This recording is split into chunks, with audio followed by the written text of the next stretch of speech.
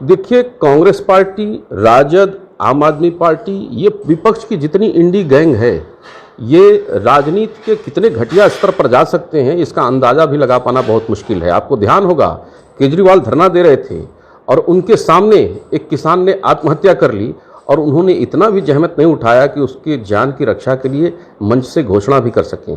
तो ये किस तरह से लोगों के जीवन के साथ खेल सकते हैं अपनी राजनीति को खड़ा करने के लिए, उसकी कोई सीमा नहीं है। जो भी वह व्यक्ति है जो वीडियो वायरल हो रहा है, संदिग्ध है, उसकी जांच हो रही है और वो भारतीय जनता पार्टी का कार्यकर्ता नहीं है, इस बात की पुष्टि है।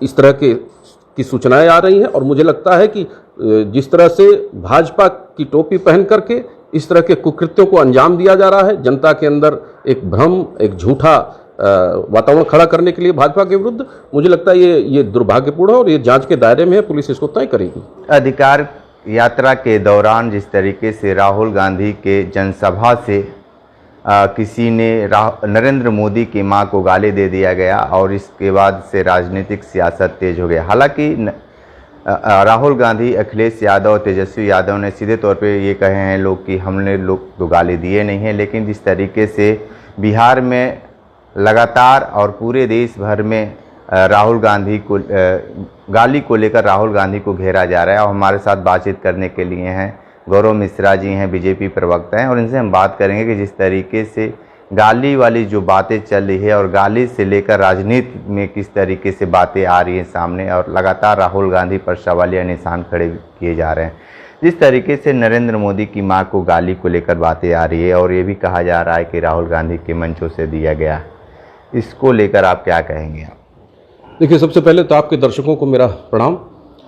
देखिए, बहुत बड़ा विषय है। ये देश लंबे समय तक गुलामी की त्रासदी को झेलता रहा और दुर्भाग्यवश जो लोग 1947 में आज़ादी के बाद इस देश का कमान संभाले, वो भी कहीं ना कहीं राजवंशीय और एक प्रकार से देश को अपनी जागीर, अपनी मिल्कियत मानते रहे। उस क्रम में जब एक गरीब घर का बच्चा, एक पिछड़ी जाति से निकला हुआ बच्चा तमाम अवसादों, संघर्षों को झेलते हुए देश के सर्वोच्च शिखर तक पहुंचता है और देश का प्रधानमंत्री बनता है, तो कहीं ना कहीं ये राजपुत्रों को खलता है, परेशानी होती है, क्योंकि उन्हें इस बात का कभी विश्वास नहीं था कि ये लोकतंत्र कभी उनको सुपरसीड कर सकता है, कभी उससे आगे जा सकता है और किसी गरीब का बच्चा देश का राष्ट्रपति और प्रधानमंत्री बन सकता है। उनको तो लगता था कि वो जिसको चाहेंगे, जिस कठपुतली को चाहेंगे बना देंगे, लेकिन प्रधानमंत्री नरेंद्र मोदी के बनने के साथ ही देश की करोड़ों माँओं और बहनों के लिए उम्मीद की किरण जगी है कि गरीब के घर में जन्म लिया हुआ बच्चा भी देश के किसी भी पद, सर्वोच्च शिखर तक पहुंच सकता है, चाहे वो हमारी राष्ट्रपति महोदया हो। आदिवासी क्षेत्र से पहली महिला देश की राष्ट्रपति बनी। तो ये गाली का क्रम जब से प्रधानमंत्री नरेंद्र मोदी जी का उदय हुआ है तब से शुरू हुआ है और ये सोची समझी सुनियोजित रणनीति है। इस देश को सामंतों में विभक्त करके, बांट करके कांग्रेस पार्टी ने शासन किया है और वही सामंत गाली दे रहे हैं। और लोकतंत्र में ये कितना बड़ा धोखा है कि अपने ही लोगों से गाली दिलवाना, उसके बाद मुंह मोड़ लेना, पीछे हट जाना, आपके ऊपर गंदगी फेंकना, उसके बाद ये कहना कि हमने तो फेंका नहीं है, अब किसने फेंका है उसकी आप जांच करो। ये कांग्रेस की ओछी राजनीति और उसकी बहुत घटिया मानसिकता का प्रदर्शन है और मुझे लगता है देश की माताएं, बहनें, देश का समाज इस तरह की संस्कृति को कभी स्वीकार नहीं करेगा और इसका आने वाले समय में माकूल दंड देगा और लोकतांत्रिक माध्यम से देगा, गालियों से नहीं बल्कि लोकतांत्रिक माध्यम से देगा और दे भी रहा है। 2014 के बाद रसातल में चले गए, ट्रिपल डिजिट में पहुंच नहीं पा रहे हैं, 99 का आंकड़ा तक पहुंचे हैं और उसके बाद इस तरह से देश के दुनिया के सबसे लोकप्रिय नेता को इस तरह से गाली देना, उनकी माँ को, दिवंगत माँ को, जिन्होंने जीवन भर संघर्ष किया, वो चाहती तो राजमहल में रह सकती थी क्योंकि उनका बेटा देश का प्रधानमंत्री बन चुका था, बावजूद उसके वो उसी 10x10 के कोठरी में अपना जीवन उन्होंने बिताया।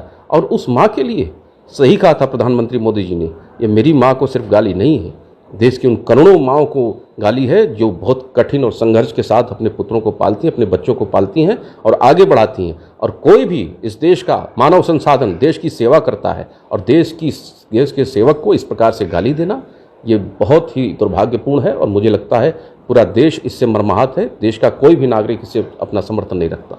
लेकिन जिस तरीके से कल बिहार बंद का ऐलान भी किया गया था, बहुत सारी दुकानें बंद भी थी, लेकिन बहुत सारे उसी में वीडियो भी आ रहे हैं जिस तरीके से एम्बुलेंस को रोका गया है, शिक्षिका को रोका गया। तो क्या मानते हैं, जिस तरीके से एक प्रसव पीड़ा के लिए महिला हॉस्पिटल जाती है और बीजेपी नेताओं या मान लीजिए कार्यकर्ताओं द्वारा रोका जा रहा है, तो ये क्या दर्शाता है फिर? देखिए, कांग्रेस पार्टी, राजद, आम आदमी पार्टी, ये विपक्ष की जितनी इंडी गैंग है, ये राजनीति के कितने घटिया स्तर पर जा सकते हैं इसका अंदाज़ा भी लगा पाना बहुत मुश्किल है। आपको ध्यान होगा, केजरीवाल धरना दे रहे थे और उनके सामने एक किसान ने आत्महत्या कर ली और उन्होंने इतना भी जहमत नहीं उठाया कि उसके जान की रक्षा के लिए मंच से घोषणा भी कर सकें। तो ये किस तरह से लोगों के जीवन के साथ खेल सकते हैं अपनी राजनीति को खड़ा करने के लिए, उसकी कोई सीमा नहीं है। जो भी वह व्यक्ति है जो वीडियो वायरल हो रहा है, संदिग्ध है, उसकी जांच हो रही है और वो भारतीय जनता पार्टी का कार्यकर्ता नहीं है, इस बात की पुष्टि है। इस तरह की सूचनाएं आ रही हैं और मुझे लगता है कि जिस तरह से भाजपा की टोपी पहन करके इस तरह के कुकृत्यों को अंजाम दिया जा रहा है, जनता के अंदर एक भ्रम, एक झूठा वातावरण खड़ा करने के लिए भाजपा के विरुद्ध, मुझे लगता है ये दुर्भाग्यपूर्ण है और ये जांच के दायरे में है, पुलिस इसको तय करेगी। मंचों से वोट चोर, गद्दी छोड़, इस तरीके के नारे लगाए जा रहे हैं, क्या असर रहेगा बिहार विधानसभा चुनाव में? ये बौखलाहट है विपक्ष का, ये मानसिक दिवालियेपन का परिचय है।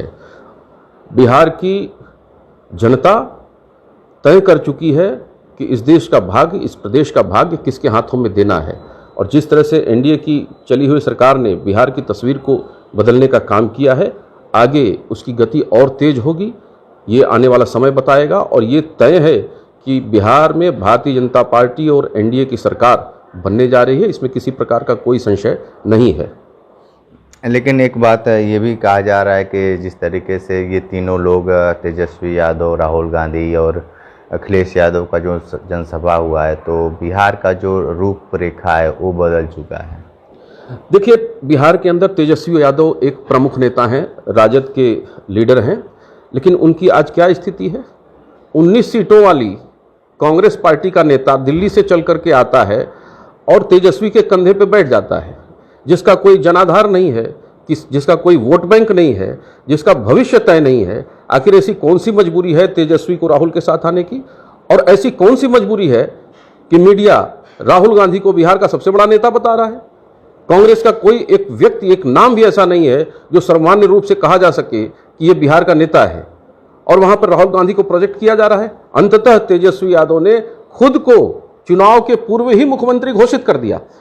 यह अंतर्द्वंद नहीं दिखाई देता है, यह स्पष्ट साफ तौर पे उनके आपस के गठबंधन में ही ठगबंधन दिखाई देता है। तो मुझे लगता है कि ये अवसरवादिता है और कहीं ना कहीं मुस्लिम वोट बैंक को हड़पने की, चुराने की, कपटने की कवायद है। जो राजद के साथ रहा है वो एमआईएम के साथ छटक रहा है, कांग्रेस उसमें सेंध लगा रही है और उसको बचाने की जद्दोजहद में तेजस्वी यादव और राजद जो हैं उनके शरण में गए हैं।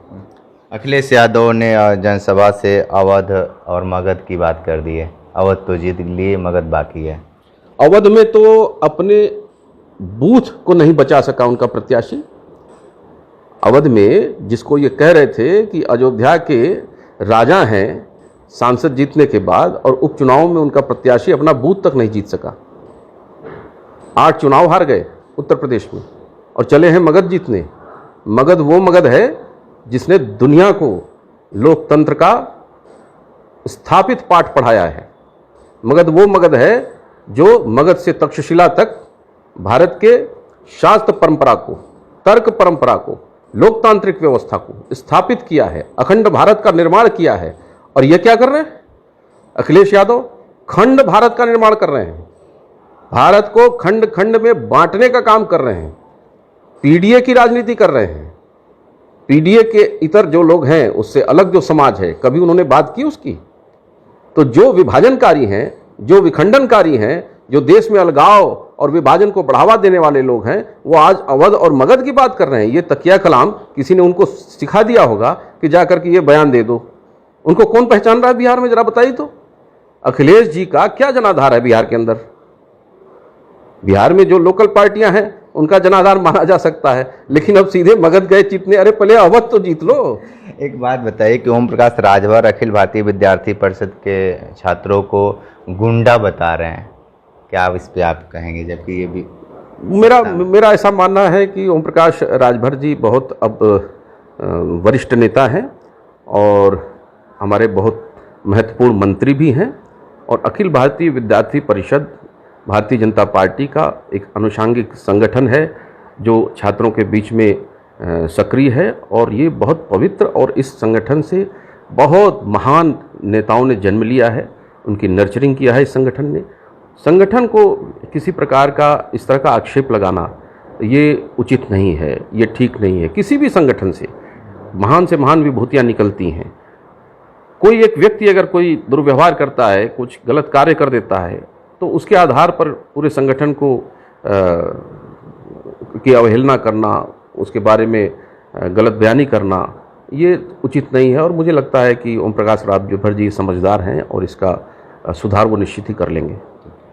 तो आप सुन रहे थे गौरव मिश्रा जी को बहुत सारी बात बताए हैं, विशेष इंटरव्यू कर रहे थे। हमारे साथ मिला रही कांडी बनारसी के साथ। नमस्कार।